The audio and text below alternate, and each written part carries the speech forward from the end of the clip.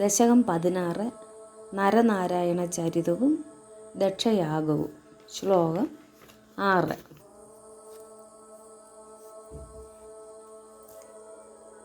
ഭീത്യാലമങ്കജവസന്തസുരാം ഗനാവോ മന്മാനസം തിഹജുഷധ്വമിതി ബ്രുവാണഃ ത്വം വിസ്മയേന പരിതസ്തു വദാമധൈഷാം പ്രാദർശയ സൗപരിചാരകാദരാക്ഷി.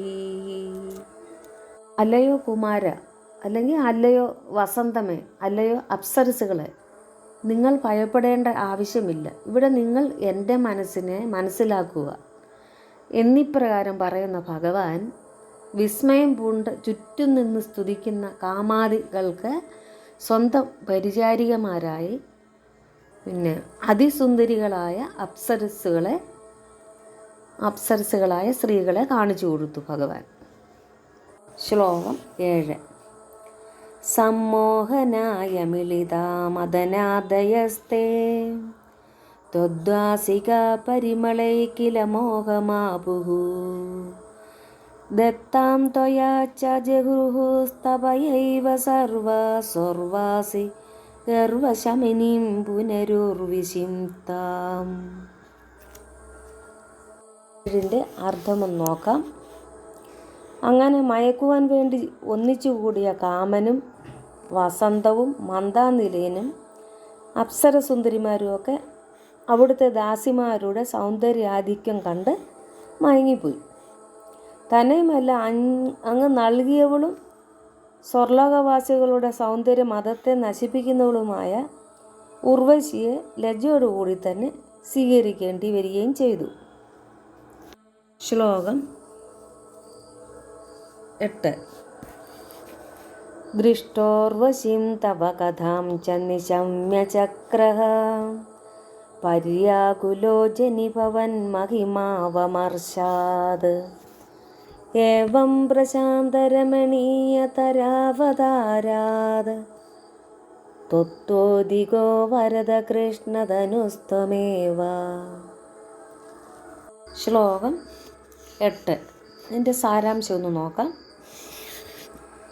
അല്ലയോ അഭീഷ്ടങ്ങൾ നൽകുന്ന ഭഗവാനെ, ഇന്ദ്രൻ അതിസുന്ദരിയായ ഉർവശിയെ കാണുകയും ഭഗവാന്റെ അതിപ്രശാന്തമായ സ്വഭാവവും തപസ്സും എത്ര അത്ഭുതകരമെന്ന് പറഞ്ഞു കേൾക്കുകയും ചെയ്തിരുന്നതിന് ശേഷം തൻ്റെ പ്രവൃത്തി ഓർത്ത് അത്യധികം ദുഃഖാകുലനായി തീർന്നു.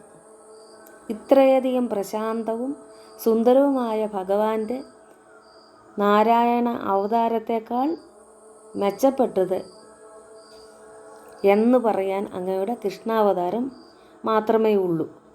എന്നാലും രണ്ടും തുല്യമാണ്. ശ്ലോകം 9.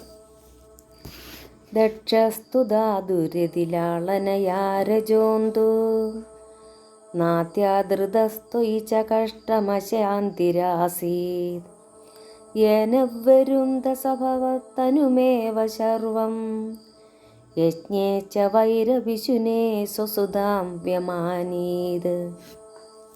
സാരാംശം നോക്കാം. ദക്ഷനാകട്ടെ ബ്രഹ്മാവിൻ്റെ അതിലാളന മൂലം രജോഗുണാധിക്യത്താൽ വിവേകശൂന്യമായി അങ്ങയിൽ പോലും ആദരരഹിതനായി ശമം നഷ്ടപ്പെട്ടവനായി തീരുന്നു. എന്തിന്? അങ്ങയുടെ രൂപാന്തരം തന്നെയായ പരമേശ്വരനെ ധിഖരിച്ചു.